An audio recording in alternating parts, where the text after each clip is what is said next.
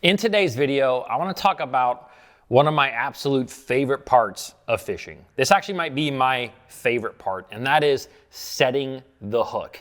In my mind, that moment between when you get a bite and when you set the hook is like what I live for. Because in that like exact moment, if you think about it, like you just don't know what's about to happen. You don't know how big this fish is gonna be, how little the fish could be. You don't know how the fight's gonna be. There's just so much anticipation. There's so much happening.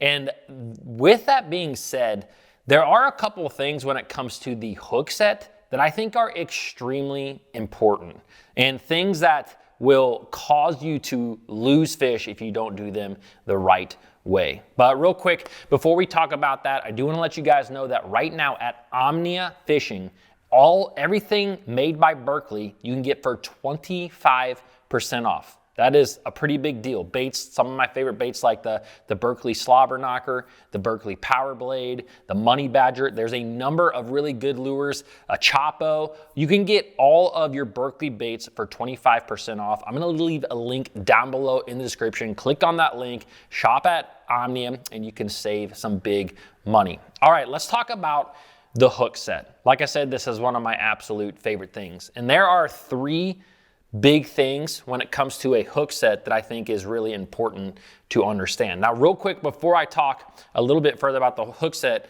I do want you guys to know that when I am referring to a hook set, I am talking about bass fishing primarily, because the way that you set the hook when you are fishing in the ocean for ocean fish is a lot different than how you set the hook for a bass. It's also a lot different than, like guys who fish for catfish or crappie.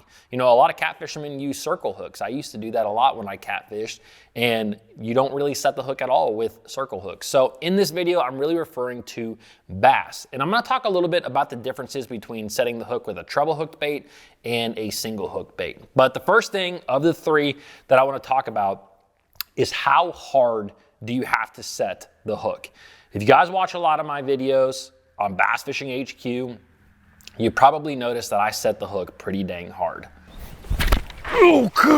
This is just something that I have always done, and it's also something that I get a lot of comments about. Guys saying you do not need to set the hook that hard. And I'm gonna let you guys know that they are right. You do not need to set the hook that hard. But I feel that the way that I set the hook, I am so used to now that I feel that I miss very few fish. And the thing about a hook set, this is one of the biggest, most important things about a hook set, is that I believe a hook set is kind of like a golf grip, if that makes sense. And what I mean by that is I had a cousin who, when he was in high school, he lived in Florida, he dominated every golf tournament that he went into. Literally, he won almost every single one. It was amazing. And he did so well, but when he got to college, one of the biggest things that his college coaches noticed was that his grip on the golf club was a little wonky. Like, they did not like it. It wasn't the proper grip. And so the big thing that they try to do is, hey, we want to fix your grip. It should make you into a better golf player, even though he was already great. And the thing that stinks, and I still feel bad for him for this day, is it completely messed up his golf game. He went from like dominating everything to just being kind of subpar golfing, and then he kind of went downhill. And even when he tried to switch things back over, it had messed him up to a degree that he wasn't able to come back from. And what I'm saying is that I feel like everyone has a little bit different hook set. But the important thing is that your hook set works for you. And the big thing that I think is important with how hard you set the hook is catering your equipment to how hard you set the hook. I set the hook really, really hard, so I tend to use more moderate and moderate fast action rods. I like the rods that have a little bit more give because they work for my particular hook set.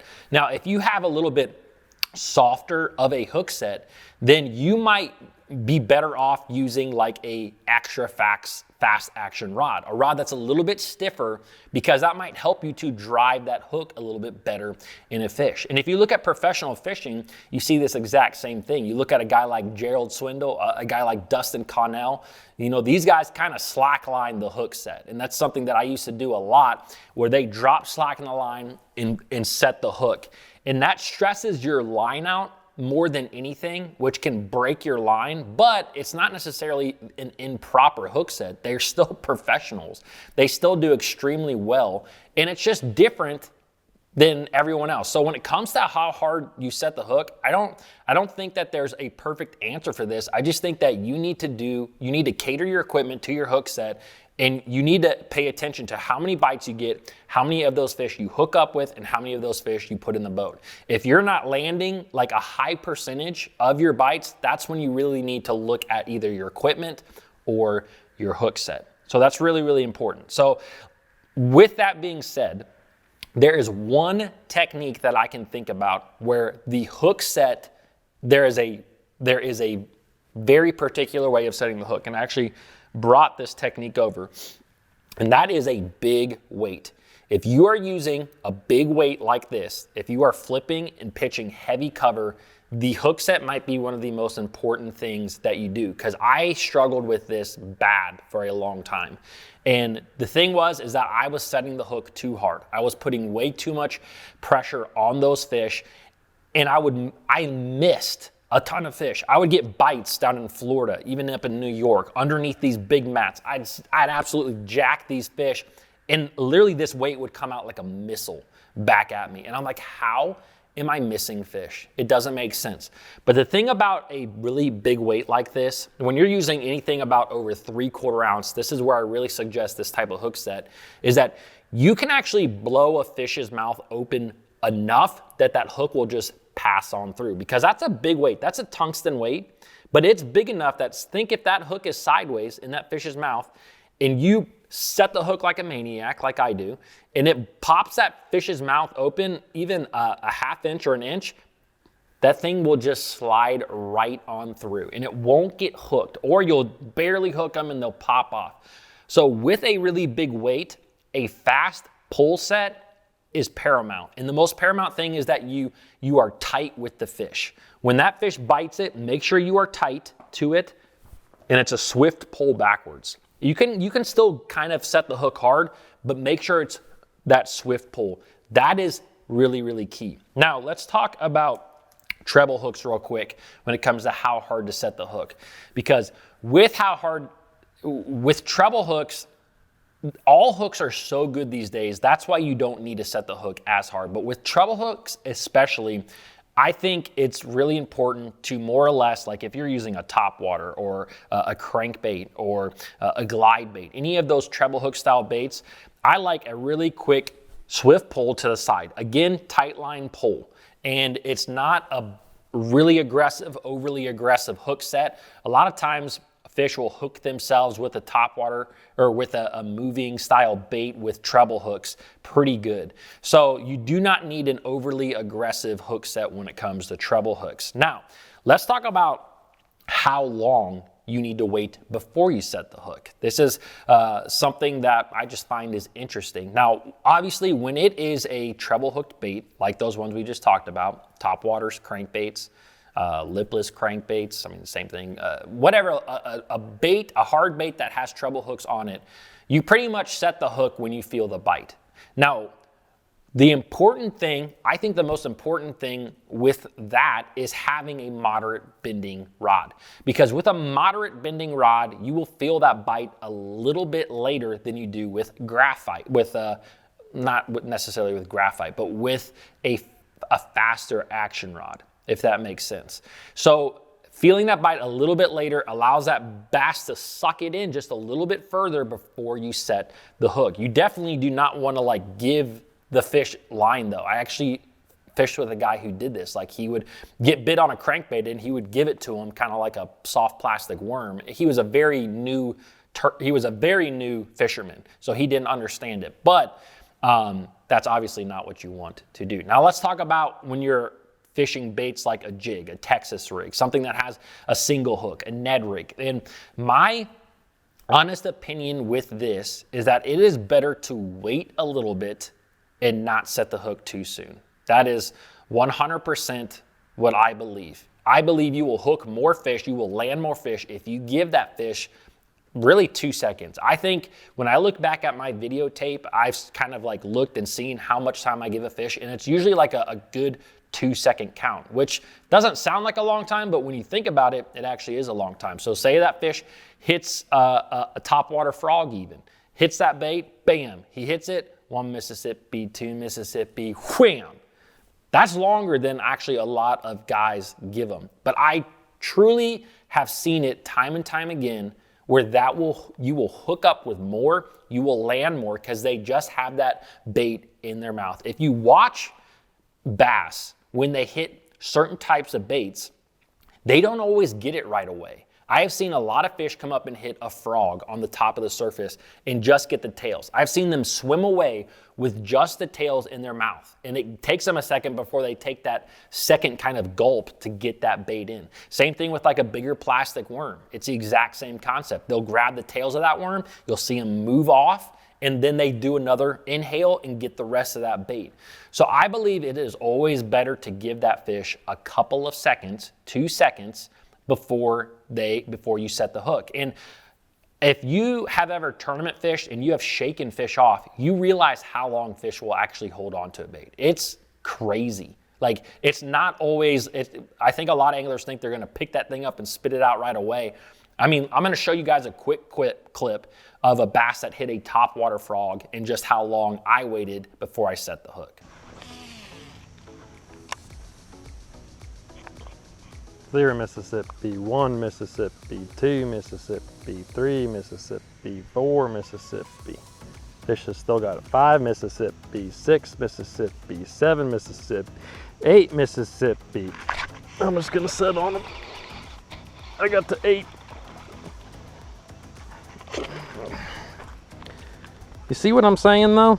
Now, as you can see there in that video, I was just trying to be funny to show people how long that fish, but that was a topwater frog. To me, that's a bait that they will spit out quicker than, say, a soft plastic of some sort. So, in my opinion, it's better to wait a little bit. And I want to tell you just a really quick story that only emphasizes this point. Is I fished the Bassmaster Open, back in, I think it was 08 or 09, and I was fishing it as a co-angler. And my boater that day, we were on Lake Gunnersville in the fall. Everyone knows how good the frog bite was. We were both throwing the exact same horny toad because I was a little bit younger and dumb. I'd seen him get a couple of bites and I'm like, I'm gonna put on the exact same thing that he has. So I did so. And I threw the exact same bait. And that day I hooked every single one of my fish that blew up on that bait, and he missed about 50%. And it was 100% having to do with the hook set. I'd be reeling that toad in. Big explosion, 1 Mississippi, 2 Mississippi, bam, set the hook. I got every single one of them. This is where I really learned kind of this concept. I remember my boater that day, a bass hit my bait and he thought a bass just randomly blew up because he had the time to look back at me and say, did that bass just hit your bait? Before I even set the hook. He thought a fish was blowing up. He was about to cast on it. He didn't realize that I had already cast there. I'm telling you, that's a small story, but that is something that happened to us, and that was when I really believed in waiting a little bit before setting the hook. Now, the big thing you do need to take into consideration is if the bass are getting that bait too deep. I did fish a tournament on Lake Champlain as a boater in a Bassmaster Open where I was catching a lot of fish on a drop shot bait. It was the BERKLEY flatworm, the greatest smallmouth bait ever. Anyways, those fish, if I did not set the hook right when I felt that fish, they would have it in their throat 100% of the time. And that was one of the few situations that I've ever seen where bass were actually holding on to that bait for that long. So that is something that you do need to take in consideration. If you're out there fishing a wacky rig in a pond and you notice that you're waiting 2 seconds to set the hook and then set and those fish it's in their throat, then you might want to step up. You know, you might, because we don't want to kill these fish, even though you do tend to kill like 22% of every fish that's caught. Okay, now the last thing that I want to talk about is the angle of your hook set. When you set the hook on a fish, what angle should your rod be at? Now, when it comes to a treble hooked bait, I believe that there isn't really a right or wrong way. You can set that hook more vertically, more upright. You can also set the hook to the side. Like when I'm fishing a crankbait, I set the hook a lot to the side. Now, when it comes to single hooked top baits like a spinnerbait, a jig, those single hook baits that usually the hook is on top, a Ned rig, I really believe that if you set the hook more straight up, you will land a lot more fish. And I've really seen this with the Ned rig more than anything, and a jig. So those are the two baits that I have just noticed over the years. When I lose fish on those baits, it's when I do this side hook set with a single hooked bait. And I don't understand the mechanics of it. I don't really understand why that is. It's just something that I've noticed. And I've even said to my partner, because we fish, Ned rigs from time to time. I remember this 1 year, 2 year period where we fished almost nothing but Ned rigs. We caught a ton of fish on them. And this is where I really grasped this concept, because it seemed like any time one of us was just in the weird position where we set the hook to the side with the Ned rig, we didn't always lose that fish, but there was a lot of times where we did. And it was always the exact same thing. We set the hook to the side. I don't understand it. I'm not going to try to tell you that I noticed. It's just that I do understand it, but it's just something that I have noticed with those style of baits. So I thought that this was an interesting video. The hook set is not something that's talked about a lot on YouTube, and hopefully you gained a little bit of knowledge from this. So if you guys enjoyed this video, please click right here and you can watch my most recent video, and I will see you guys tomorrow.